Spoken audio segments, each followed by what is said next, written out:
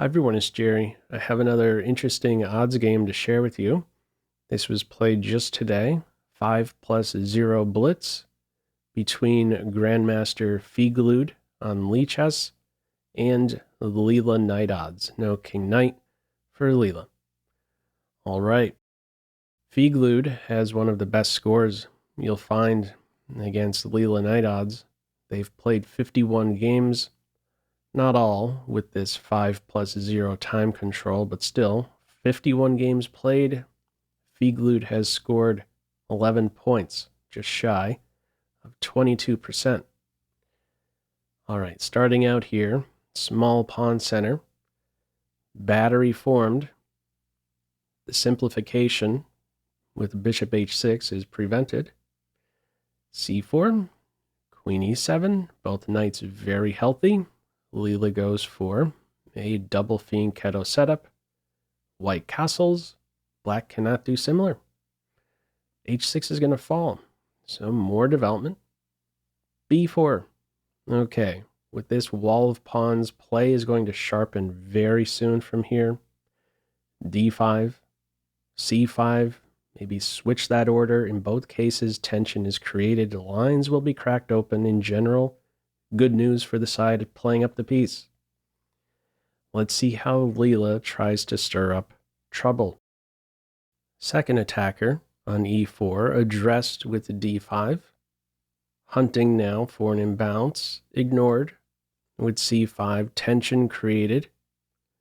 And something else has happened after the capture on c5, not the immediate recapture. A path has opened for the bishop, a check inserted. Leela goes uncastled. Only now does white recapture on c5. Rook on a half-open file. There is a pin here. Rook c1, Leela castling by hand. Welcoming an exchange declined. Pop quiz. How would you continue here? Feel free to pause the video. Okay, I really like this next sequence. A very forcing line that will end up producing an interesting imbalance, one that I'm not so used to seeing out of a night odds game. This last move has weakened a square. d5, a bit on the softer side. White takes advantage of this with d6. C takes d6. No recapture. The pawn slips by. This is now a very dangerous passed pawn in there with tempo. Bishop cut from its defensive d5. Knight ready to pounce with tempo. Now this all comes at a cost. The bishop in this case. Knight d5 follows. Taking the bishop, there's pawn takes knight. You're on the queen. And next up you can look to collect the very dangerous passed pawn. Knight d5 here. Queen takes e4. Pawn takes bishop only now. Queen takes knight. We're not done with this forceful sequence. Rook c8 is there, paving the way for a second queen. If queen takes pawn, there's rook captures rook. Leela plays it with king h7. Now what? From here, bishop c6 is played. If you get a new queen straight away, there would follow rook takes rook. You're on the queen and you're on the bishop. This is considered equal. Okay, we have first bishop c6 saving the bishop, and only after the queen moves do we see a second queen. Rook captures rook. The queen can now move and defend the bishop. Now, the imbalance here is a rook and 3 pawns versus the queen. And soon we'll be looking at just a rook and pawn. These are not the healthiest pawns we see here on the D file. White's going to collect a couple pawns shortly. So let's see this approach by Leela in this essentially rook versus queen imbalance. Queen f6, bishop d5, pressure on f7, defended, queen takes a, bishop challenged, new home is b3, offering a knight exchange. It's declined. Knight takes d4 is played. If knight takes knight, I imagine Leela's straightening out the pawns. Knight takes d4 it is. d5, bishop cut off somewhat. Knight e2, queen c6 nearby. Possible queen trap. We see here queen a4. If a flight square is inserted, just to illustrate, there's rook a8 with bishop f6. Queen's in trouble here. So, white recognizes queen not so well positioned, offers a queen exchange, declined. Follow up queen h4, rook e8, rook d1, queen c8. Now, this is a sneaky move. This pawn is poison. What we see here, h3, get your flight square. Now, if white captured here on d5, let me throw this to you as a pop quiz. What move would you play here? Feel free to pause the video. Okay, it's not what you maybe first thought. I think most would be drawn to, wait a second, you could just throw that piece in a pin and maybe win that pinned piece shortly. In response to rook d8, it points out knight f4 is there, holding on to that point d5. In the case of a g5 move with the fork, it's noting queen h3, tension between the queens. If there's a capture on h3, the knight can recapture. This is what would be available to black if bishop captures d5 is played, not some pin. Instead, it would be rook c2. And now what? Where do you go with the queen? This knight experiencing a problem. Let's say queen e1. There would be now knight d3. This is a beautiful sequence.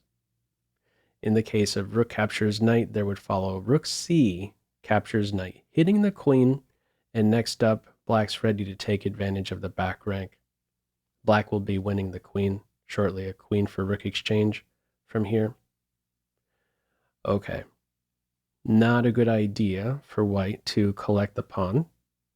It's h3, knight c4, bishop captures knight, pawn captures bishop, passed c-pawn now, immediately blockaded. Rook h5, queen g4, declining the queen exchange. a4, queen c6, and knight b5. Let me throw this position to as a pop quiz. What move would you play here? Feel free to pause the video. Okay, the move we see here is c3. Now, tempting is rook g5, but there is one move that will defend against this. There is queen d7 here. If queen takes queen, queen takes queen. There's a potential problem on g2 to be careful where the queen goes. This would be a saving resource in response to rook g5.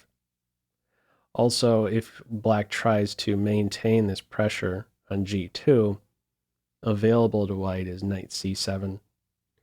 If there's an exchange on g4, this is still a problem here in the end for black. So we don't see rook g5. It is instead c3, another pop quiz. How would you respond here? Feel free to pause the video. Okay, this dangerous passed pawn, white's approach to it is to immediately blockade. This turns out to be a blunder. There's only one move that keeps white in the game, or keeps an advantage, I should say. It notes queen d6, offering a queen exchange. And it's pointing out, avoid the queen exchange and then allocate the rook to the defense of the passed pawn. Let that piece be the one to blockade and next look to round up the c-pawn. All right, we have here queen c2, and now after rook g5, white resigns. There's no resource in this case with queen d7 to try and rattle the coordination on g2. queen cannot be disturbed. If the queen moves out of the way, we have mate on g2. If this one continued with a queen for rook exchange, Leela's up a big pawn in the end. And it cannot easily be collected either.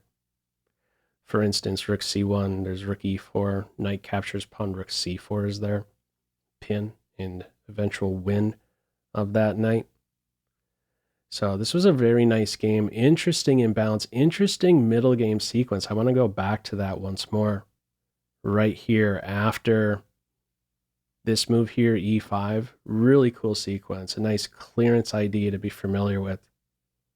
Clearance idea for the d5 square and also paving the way for this passed pawn.